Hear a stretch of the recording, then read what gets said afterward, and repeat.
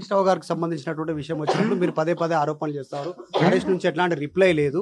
ఏంటి ఫర్దర్ గా నాకు ఎవరితోని వ్యక్తుల రిప్లైతో నాకు పని లేదండి.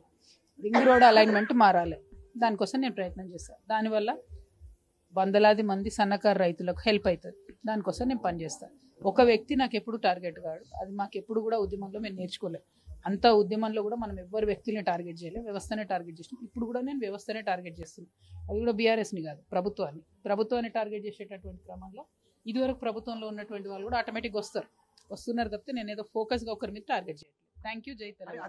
హరీష్ రావు మీద చేసిన కామెంట్ల పైన మీ పైన రియాక్ట్ అవుతా ఉన్నారు, మీ పైన విమర్శలు చేస్తా ఉన్నారు. ఆ 400 ఎకరాల మెదకులో లేదు ఇట్లాంటి స్టేట్మెంట్లు చేస్తా ఉన్నారు. హరీష్ రావు గారు ఇస్తలేరు కదా, వాళ్ళ అనుచరులు సోషల్ మీడియాలో వాళ్ళు మెయింటైన్ చేసే యూట్యూబ్ ఛానళ్ళు హద్దు మీరు మాట్లాడుతున్నారు, చాలా హద్దు మీరు మాట్లాడుతున్నారు. నేను కూడా చూసుకుంటూ ఊరుకుంటున్నా, కొంచెం నాకు తల్లి గుణం కాబట్టి. కానీ ఎప్పుడైతే తల్లి గట్టిగా కనదర్శింది అనుకోండి, మళ్ళీ పరిస్థితి వేరే రకంగా ఉంటుంది.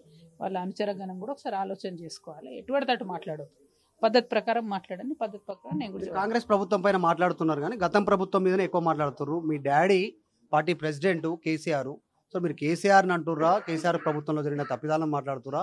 అంత కన్ఫ్యూజన్ ఉంది. బీఆర్ఎస్ క్యాడర్ అంతా అసలు ఇప్పుడు కాంగ్రెస్ పార్టీని బీజేపీని వదిలేసి మిమ్మల్ని టార్గెట్ చేస్తారు.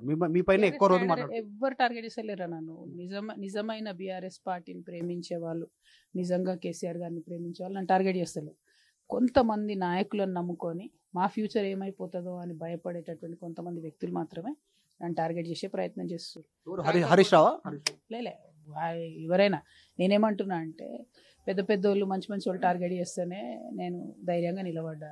వీళ్ళతో నాకు ఎంత అవుతుంది ఏమవుతుంది, సోషల్ మీడియాలో 10 పోస్టులు పెట్టుకుంటే నాకు అయ్యేదేంది పోయేదేంది.